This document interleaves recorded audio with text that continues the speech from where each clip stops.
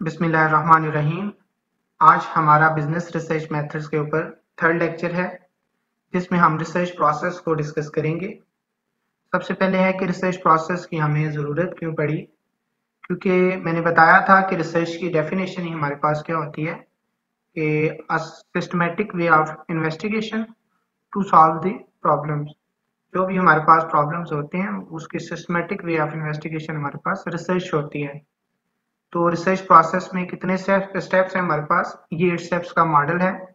इसमें सबसे पहले स्टेप नंबर 1 आपको नजर आ रहा होगा, फार्मुलेटिंग अ रिसर्च प्रॉब्लम। उसके बाद रिसर्च डिजाइन बनाना। उसके बाद कोई इंस्ट्रूमेंट बनाना डाटा कलेक्शन के लिए, selecting a sample, writing a research proposal, collecting data, processing data, writing a report. ये हमारे पास 8 स्टेप मॉडल है, जिसको हम इसमें ओवरव्यू लेंगे इस लेक्चर में। तो चलते हैं पहले स्टेप की तरफ। सबसे पहला स्टेप आपके पास क्या है, फार्मुलेटिंग अ रिसर्च प्रॉब्लम। इसमें आपको नजर आ रहा होगा नीचे व्हाट लिखा हुआ है। व्हाट क्यों लिखा, फार्मुलेट अ रिसर्च प्रॉब्लम है तो सबसे पहले हमें सबसे पहला स्टेप है, इस स्टेप में सबसे पहले हमें ये पता होना चाहिए कि हम करना क्या चाह रहे हैं। What you want to find, मतलब कि आपका रिसर्च प्रॉब्लम, आपका रिसर्च टॉपिक क्या होगा। अगर आप स्टूडेंट हैं तो आप का रिसर्च टॉपिक क्या होगा, आप क्या फाइंड करना चाह रहे हैं। वो आपके जो भी क्वेश्चन होगा वो आपका रिसर्च प्रॉब्लम होगा या रिसर्च टॉपिक होगा। उसको आप अपने सुपरवाइजर को चेक करवाएंगे, फिर वो आगे आपको मजीद उसकी रहनुमाई कर देगा कि किस तरह आपने इस टॉपिक को लेके चलना है। तो सबसे पहला हमारा टास्क क्या होता है कि हम एक रिसर्च प्रॉब्लम फार्मुलेट कर लें, एक रिसर्च प्रॉब्लम ढूंढ लें जिसको आप स्टडी करना चाह रहे हैं। उसके बाद सेकंड स्टेप है हमारे पास conceptualizing a research design. Second step है, इसमें आप हाउ नजर आ रहा होगा आपको, ये हाउ में आता है कि कैसे कैसे आप करेंगे। पहले आ गया व्हाट, अब है कि how you will find answer to your research question. आपने पहले रिसर्च क्वेश्चन तो बना लिया, रिसर्च टॉपिक आपका आ गया, फिर है कि how will you find answer to your question, कैसे आप करेंगे, रिसर्च डिजाइन क्या होगा आपके लिए। तो उसको आप उसमें आपने क्या करना है, आप उसकी डिटेल बताएंगे अपने सुपरवाइजर को या जो भी जिधर आप काम कर रहे हैं रिसर्च का।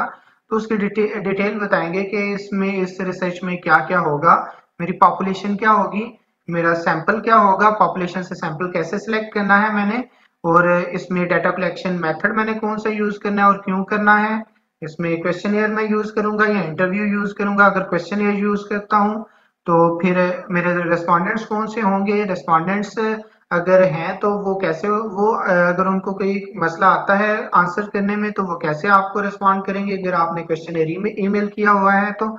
और इसमें एथिकल इश्यूज का आप ख्याल रख रहे हैं या नहीं रख रहे हैं, ये सारा कुछ आपका रिसर्च डिजाइन में आ जाता है। इसमें आप रिसर्च डिजाइन के जो डिफरेंट मेथड्स होते हैं उनको भी आप इसमें स्टडी करते हैं। रिसर्च डिजाइन आपकी उसकी टाइप्स कितनी हो सकती हैं, क्रॉस सेक्शनल डिजाइन हो सकता है, बिफोर एंड आफ्टर हो सकता है, लॉन्गिट्यूडनल हो सकता है, मतलब कि आप डाटा कलेक्शन किस तरह कर सकते हैं, वन टाइम रेस्पॉन्स लेना चाह रहे हैं, टू टाइम रेस्पॉन्स लेंगे या मोर देन टू टाइम आप रेस्पॉन्स ले रहे हैं। तो ये आपके पास सारा आपके पास आप कंसेप्ट होना चाहिए रिसर्च डिजाइन का सारा। तो ये आपके पास सेकंड था स्टेप। उसके बाद है constructing an instrument for data collection. Instrument for data collection का मतलब क्या है कि हमने जो डिसाइड किया है या करना है, इसमें हम क्या करते हैं, ये भी हाउ में आएगा कि कैसे हमने इंफॉर्मेशन कलेक्ट करनी है, क्या वो हमारा प्राइमरी डाटा होगा या सेकेंडरी डाटा होगा। तो हम उसके लिए क्या करते हैं, रिसर्च टूल बनाते हैं या इसको हम रिसर्च इंस्ट्रूमेंट का नाम देते हैं। तो ये हम किस हिसाब से हम डाटा कलेक्शन कर सकते हैं। अगर तो प्राइमरी डाटा कलेक्ट कर रहे हैं तो वो ऑब्जर्वेशन बेस्ड हो सकता है, इंटरव्यूज कर सकते हैं हम, क्वेश्चनर्स बना सकते हैं। तो वो हम अगर ये डाटा कलेक्शन मेथड्स यूज करना चाह रहे हैं तो इसका हमें अगर क्वेश्चनर बनाना है फॉर एग्जांपल, तो हमारे पास एक शेड्यूल होना चाहिए कि किस तरह सेट ऑफ क्वेश्चंस होंगे तो फिर ही हम क्वेश्चनर बना पाएंगे। क्वेश्चनर क्या होता है, सेट ऑफ क्वेश्चंस। आपके पास क्वेश्चनर में क्या होते हैं, डिफरेंट क्वेश्चंस होते हैं जो कि आप अपने रेस्पोंडेंट्स को देते हैं, वो उसको फिल करके दे देता है। तो ये फर्स्ट प्रैक्टिकल स्टेप होता है आपकी पूरी रिसर्च में, फर्स्ट होता है। नेक्स्ट मजीद आगे चलते जाते हैं। तो सबसे इस स्टेप में करना क्या है कि आपने एक डेटा कलेक्शन मेथड डिसाइड करना है कि किस हिसाब से आपने डेटा कलेक्शन करना है। अगर आप प्राइमरी डाटा कर रहे हैं तो जाहिर आपको किसी ना किसी इंस्ट्रूमेंट की ज़रूरत ज़रूर पड़ेगी। अगर आप सेकेंडरी डाटा यूज़ करते हैं तो वो आपको वेबसाइट्स बुक्स वगैरह में से मिल सकता है। तो अगर प्राइमरी कर रहे हैं तो उसमें ये ज़रूरी है कि उसका कोई ना कोई मेथड या टूल बना लें। ये आपके पास थर्ड स्टेप था। उसके बाद है आपके पास selecting a sample. Fourth step है, ये भी हाउ में आएगा कि कैसे हम सैंपल सेलेक्ट करेंगे। सैंपल आपको पता है होता क्या है। पॉपुलेशन होती है the totality of the observations under study, जो जिसके ऊपर आप स्टडी कर रहे हो उसकी each and every value, each and every observation आपके पास पॉपुलेशन होती है।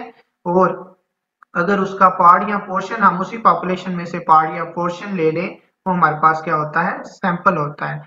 तो हम सैंपल सेलेक्ट क्यों करते हैं, इसके बेसिक ऑब्जेक्टिव आपको पता है क्या होते हैं कि हम इसमें कॉस्ट को मिनिमाइज कर रहे होते हैं। हम टाइम कम यूज करना चाह रहे होते हैं, क्योंकि अगर होल पॉपुलेशन को हम स्टडी करेंगे तो उसमें कॉस्ट भी ज्यादा लग सकती है, टाइम भी ज्यादा लग सकता है और एफर्ट भी ज्यादा लग सकती है, मैन पावर जिसे आप कह सकते हैं। तो बेसिक जो पर्पस होता है सैंपल का ये होता है कि इसमें कॉस्ट टाइम और एफर्ट हम बचा रहे होते हैं। तो इसमें हमने, क्योंकि ये भी हाउ में आता है, इसमें हमने ये देखना है कि कैसे हम सैंपल सेलेक्ट करेंगे। तो सैंपल सेलेक्ट करने के हमारे पास सैम्पलिंग जो डिजाइन है वो 3 टाइप्स की हैं। कौन कौन से हैं, रैंडम या प्रोबेबिलिटी सैम्पलिंग डिजाइन है। इनको हम जब सैम्पलिंग टेक्निक्स के बारे में पढ़ेंगे तब इनको डिटेल के साथ पढ़ेंगे। रैंडम या प्रोबेबिलिटी सैम्पलिंग डिजाइन है। दूसरा है हमारे पास नॉन रैंडम या नॉन प्रोबेबिलिटी सैम्पलिंग डिजाइन। तीसरा है मिक्स्ड सैम्पलिंग डिजाइन। मिक्स्ड कैसे है, रैंडम और नॉन रैंडम दोनों को मिला के, मतलब कि फर्स्ट फेज पे हम अगर एक नॉन रैंडम टेक्निक यूज की है, सैम्पलिंग डिजाइन यूज किया, तो सेकंड फेज पे हम रैंडम यूज कर लेते हैं। तो इस तरह का हमारे पास डिजाइन मिक्स में आ जाता है। तो इसमें हमने अगर जो भी सैंपल सिलेक्शन करनी है, सॉरी सैम्पलिंग डिजाइन सेलेक्ट करना है कि किस तरह हम सैंपल सेलेक्ट करेंगे, तो इसमें आपने ये जरूर ख्याल रखना है कि कोई बायसनेस ना हो आपके सैंपल सिलेक्शन में। बायसनेस वैसे अगर आप नॉन प्रोबेबिलिटी सैम्पलिंग यूज करते हैं तो उसमें बायसनेस तो आ जाती है, लेकिन जितनी बायसनेस कम होगी उतना ही हमारे रिजल्ट्स एक्यूरेट आएंगे। तो इसमें हमने एक बायसनेस का ख्याल रखना है और दूसरा ये चेक करना है कि मैक्सिमम प्रेसियन आ जाए हमारे पास। जैसे कि पॉपुलेशन को स्टडी करें तो टोटल प्रेसियन आ जाती है हमारे पास 100%। तो सैंपल क्योंकि हम कम उसमें से उसका पार्ट या पोर्शन ले रहे हैं तो हमारे पास मैक्सिमम प्रेसियन आ जानी चाहिए अबाउट दी पॉपुलेशन। तो ये हमारे पास था फोर्थ स्टेप। इसके बाद है writing a research proposal. Writing a research proposal में हम क्या करते हैं, ये भी हाउ में आएगा कि कैसे हमने कैसे लिखना है। तो इसमें हम जो भी हमने सबसे पहला स्टेप आप देख रहे हैं कि फॉर्मुलेटिंग अ रिसर्च प्रॉब्लम है। आप देखें कि जो भी आपने रिसर्च टॉपिक लिया, रिसर्च प्रॉब्लम लिया, जो भी आपके रिसर्च क्वेश्चंस हैं, आपने उसके ऊपर डिजाइन कौन कौन सा यूज करना है, आपने डेटा कलेक्शन टूल कौन सा यूज करना है, आपने सैंपल सिलेक्शन कैसे करनी है, सैम्पलिंग टेक्निक कौन सी यूज करना चाह रहे हैं, उसके बारे में एक रिपोर्ट तैयार करेंगे जो कि आप अपने सुपरवाइजर को दिखा सकते हैं कि मैं इस स्टडी में ये वाले काम करूंगा। तो ये आपके पास एनालिसिस से पहले पहले वाला काम होता है। अगर आपका सुपरवाइजर पास कर देता है कि आप यही क्वेश्चन, रिसर्च क्वेश्चन लेके, रिसर्च प्रॉब्लम लेके उसके ऊपर यही रिसर्च डिजाइन यूज कर लें और डाटा कलेक्शन टूल भी यही यूज कर लें जो आपने सेलेक्ट किया होगा, और सेलेक्टिंग सैंपल के सैम्पलिंग डिजाइन भी आप यूज कर लें जो जो आपने, आप एक रिपोर्ट तैयार करेंगे सब इन ये जो पीछे 4 मेथड्स हैं इनकी एक रिपोर्ट तैयार करके अपने सुपरवाइजर को दिखाएंगे, उसको आप रिसर्च प्रपोजल का नाम देंगे। रिसर्च प्रपोजल एक्सेप्ट भी हो सकता है और रिजेक्ट भी हो सकता है। तो इससे आपने परेशान नहीं होना कि अगर आपका रिजेक्ट हो जाता है तो उसको आप फिर आप देखें, सुपरवाइजर से पूछें कि मेरी किधर गलती है, क्या मैंने कोई क्वेश्चनियर या कोई डाटा कलेक्शन टूल नहीं सही सिलेक्ट किया या मैंने सैम्पलिंग डिजाइन नहीं ठीक सिलेक्ट किया। तो अपने सुपरवाइजर से डिस्कशन करके आप उसको ठीक करके तो नेक्स्ट उसको फिर प्रपोजल बना सकते हैं। तो फिफ्थ स्टेप था हमारे पास writing a research proposal. First में था कि हमने करना क्या है, और सेकंड में हम हाउ में क्या कर रहे हैं। ये जो सेकंड, थर्ड, फोर्थ और फिफ्थ आपको स्टेप नजर आ रहे हैं, इन चारों स्टेप्स में हम प्लानिंग कर रहे थे कि हमने करना क्या क्या है। इसके बाद हमारे पास है कलेक्टिंग डाटा। इसमें हम क्या करते हैं, जो हमने डाटा कलेक्शन टूल डिसाइड किया होगा, स्टेप नंबर 3 में आपको नजर आ रहा होगा, जो हमने डाटा कलेक्शन टूल सेलेक्ट किया है उसको लेके सिलेक्टिंग अ सैंपल, जो सैम्पलिंग डिजाइन या सैम्पलिंग टेक्निक हमने डिसाइड की कि ये वाली यूज करेंगे, उन दोनों को हम लेके उनसे बनता है हमारे पास 6 स्टेप, जो कि है कलेक्टिंग डाटा। हम फील्ड में जाएंगे, सैंपल सिलेक्शन करेंगे, और वो जो भी हमने डाटा कलेक्शन इंस्ट्रूमेंट बनाया हुआ है उसी को यूज करके हम सैम्पलिंग करेंगे, सैंपल सिलेक्शन करेंगे। इसमें आप जो डाटा कलेक्ट कर सकते हैं वो, इसमें आपके पास डिफरेंट डाटा कलेक्शन मेथड्स हैं। आप इंटरव्यूज कर सकते हैं, क्वेश्चनर बना सकते हैं, जैसे कि मैंने पीछे भी बताया आपको। और फोकस ग्रुप डिस्कशन क्या होता है, आप किसी ग्रुप में बैठ जाएं और उसमें डिस्कशन करें और आप उधर से अपनी ऑब्जर्वेशंस ले लें। तो ये हमारे पास था 6 स्टेप कलेक्टिंग डाटा। उसके बाद जो हमारे पास 6 स्टेप से डाटा कलेक्शन आ जाएगा, जो हमने डाटा कलेक्शन और टूल और सैम्पलिंग टेक्निक्स को यूज करके हमने डाटा कलेक्शन किया, उस डाटा को हम क्या करेंगे, एडिट करेंगे, उसको न्यूमेरिक फॉर्म में ले आएंगे। अगर क्वेश्चंस हैं तो उसको हम कोडिंग करने के डिफरेंट मेथड्स हैं। जब हम नेक्स्ट इसको डिटेल के साथ करेंगे हर एक स्टेप को, तो फिर उसमें आपको मैं बता दूंगा कि इसकी कोडिंग कैसे करते हैं। लिकट स्केल का भी आपके पास होता है क्वेश्चनर, या आप अगर क्वालिटेटिव डाटा ले रहे हैं तो उसकी भी आप कोडिंग कर सकते हैं। तो जो आप करेंगे, कलेक्टिंग डाटा आपने कलेक्ट किया होगा, आप उसकी प्रोसेसिंग करेंगे, एडिट करके आप कोई सॉफ्टवेयर यूज करेंगे। सॉफ्टवेयर में आप कोई ना कोई टेक्निक अप्लाई करेंगे, टेक्निक से क्वालिटेटिव क्वांटिटेटिव जो भी आपके पास यहाँ मल्टीवेरिएट टेक्निक्स आएंगी, वो आप टेक्निक सारी अप्लाई करेंगे। ये आपके सारा काम इसमें होगा, 7 स्टेप में होगा। उसके बाद है राइटिंग अ रिपोर्ट। जो आपने काम किया स्टार्ट से लेके रिसर्च टॉपिक सेलेक्ट करने से लेके आपने प्रोसेसिंग डाटा तक जो भी काम किया, वो सारे का सारा उसको हमने एक डॉक्यूमेंट तैयार करना है। उसका नाम क्या होगा, थीसिस या डेजर्टेशन का वर्ड भी यूज किया जाता है। अगर तो आप कोई रिसर्च पेपर लिख रहे हैं तो फिर उसका थीसिस नहीं बनेगा, उसकी एक रिपोर्ट ही बनेगी, रिसर्च पेपर टाइप बनेगा। तो अगर आप कोई एकेडमिक रिसर्च कर रहे हैं तो उसमें आपके लिए थीसिस जरूरी होता है, जिसमें तो उसमें आप थीसिस लिखेंगे।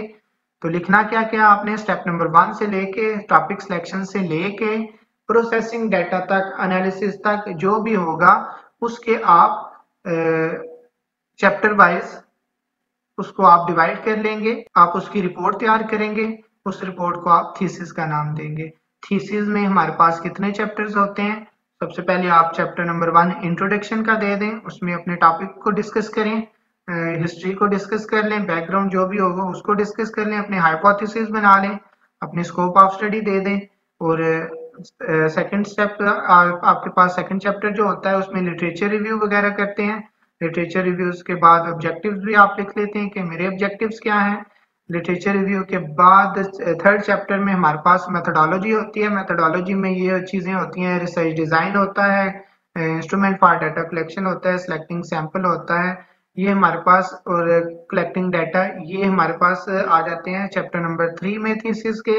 उसके बाद हमारे पास जो प्रोसेसिंग डाटा आता है और एनालिसिस करते हैं उसको हम चैप्टर नंबर 4 में लिखते हैं। रिजल्ट्स एंड डिस्कशन आ जाता है उस चैप्टर का नाम। उसके बाद लास्ट होता है कंक्लूजन का चैप्टर, उसको चैप्टर नंबर 5 का टाइटल दे दिया जाता है, जो कि कंक्लूजन के नाम से होता है। तो ये हमारे पास थीसिस लिखने के 5 चैप्टर, 5 लिख लेते हैं लोग, 6 भी बना लेते हैं। तो ये फर्स्ट जो स्टेप था आ रहा था व्हाट में कि क्या करना है, और सेकंड, थर्ड, फोर्थ और फिफ्थ है कि कैसे करना है, और नेक्स्ट आप प्रैक्टिकल वर्क कर रहे हैं, कंडक्टिंग दी स्टडी कर रहे हैं इन तीनों को, कि डाटा कलेक्शन के बाद प्रोसेसिंग डाटा और रिपोर्ट तैयार कर रहे हैं। ये आपके पास था 8 स्टेप मॉडल। और इसमें ये जो मैंने लाइंस लगाई हुई थी इनका क्या मतलब था, इसमें आपको ये ऊपर लिटरेचर रिव्यू नजर आ रहा होगा। तो फार्मुलेटिंग अ रिसर्च प्रॉब्लम, आप रिसर्च प्रॉब्लम जो आप फार्मुलेट करेंगे किधर से हेल्प ले सकते हैं आप लिटरेचर रिव्यू से। जो भी आप रिव्यू करेंगे उनमें आप देख सकते हैं डिफरेंट प्रीवियस स्टडीज को, किस किस तरह किसने कोई क्या स्टडी की, और रिसर्च डिजाइन भी उधर से आपको आइडिया मिल सकता है। इंस्ट्रूमेंट फॉर डाटा कलेक्शन भी आपको उधर से ही मिल सकता है, सैंपल कैसे सिलेक्शन की। जब आपको लिटरेचर रिव्यू करेंगे तो सारे आइडियाज उधर से ही होंगे। उसके बाद अगर आपको रिपोर्ट राइटिंग में इंट्रोडक्शन वगैरह की भी ज़रूरत पड़ती है, रेफरेंसेस की ज़रूरत पड़ती है, तो भी आप लिटरेचर रिव्यू से हेल्प लेते हैं। उसके बाद है कि ये जो नीचे आपको नजर आ रहा है, ये field test of research tool, ये क्या है? ये आप सारा थीसिस करने से पहले आप क्या करें, एक टेस्ट कर लें। आपने जो डाटा कलेक्शन टूल बनाया है उसको आप टेस्ट कर लें, कलेक्टिंग डाटा, कोई कोई थोड़ा सा डाटा कलेक्ट करके कि क्या हम मुझे उधर से रिस्पोंडेंट्स रिस्पॉन्ड कर भी रहे हैं, रिस्पॉन्स कर भी रहे हैं या नहीं, क्या मेरी पॉपुलेशन ठीक भी आती है नहीं। तो इधर से ही मैं वापस चला जाऊं अगर तो मैंने कोई ठीक है ना, मतलब कि पायलट स्टडी आप कह सकते हैं, इधर आप पायलट स्टडी कर लें। उसके बाद है कि जो आपने डाटा कलेक्शन अगर कर लिया है तो ये आपको एडिटिंग ऑफ डाटा नजर आ रहा होगा, उसको आप कोडिंग कर लें। कोडिंग के बाद आप डेवलपिंग का कोड बुक और कोडिंग कर लें। कोडिंग के बाद आप क्या कर सकते हैं, वो प्रोसेसिंग डाटा होगा, मतलब कि प्रोसेसिंग कलेक्टिंग डाटा और प्रोसेसिंग डाटा के दरमियान जो एडिटिंग और कोडिंग होती है वो हमें हमारे पास ज़रूरी होती है। जब तक हमारे पास क्वेश्चन की फॉर्म में कलेक्शन डाटा कलेक्शन होगा, उसको हम कोडिंग की करके न्यूमेरिक फॉर्म में नहीं लेके जाएंगे तो हमारे पास वो प्रोसेसिंग डाटा तब तक हम उस पर एनालिसिस नहीं कर सकते। तो ये हमारे पास थे रिसर्च प्रोसेस के स्टेप्स, 8 स्टेप मॉडल था, इनका ओवरव्यू हमने किया है।